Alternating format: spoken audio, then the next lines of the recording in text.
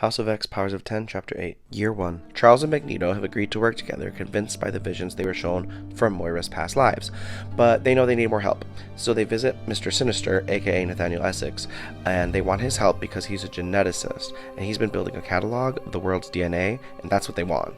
So they show up at Bar Sinister, and they're greeted by one of his clones, one of many, and he's all sassy because Mr. Sinister is sassy, and he's like, I know you don't have an appointment because you're wearing a cape. People who wear capes don't make appointments.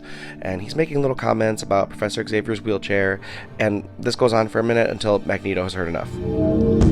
So they go inside to meet with Mr. Sinister, and he's like, I love your cape. And his butler clone is like, you should have a cape. I've always thought so. And Mr. Sinister kills him for never having said so in the past. So Bar Sinister is crazy. Anyway, they ask Mr. Sinister to index all mutant genes, including their own.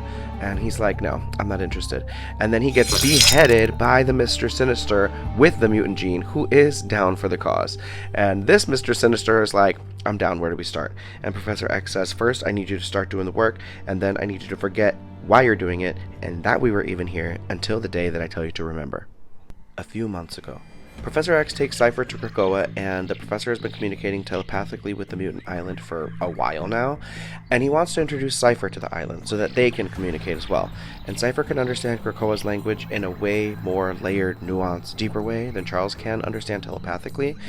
And what he learns is that this used to be a bigger island called Okara, but the enemy tore the island in two, Krakoa and Araco, with the Twilight Sword that came up through the ground, and a bunch of enemies came up through the chasm between them, tried to take over the world. Apocalypse and his 4 horsemen stopped them and sealed the chasm. And the sheer depth of detail and information that Cypher was able to get out of Krakoa compared to what Charles was able to get out of it telepathically is stunning.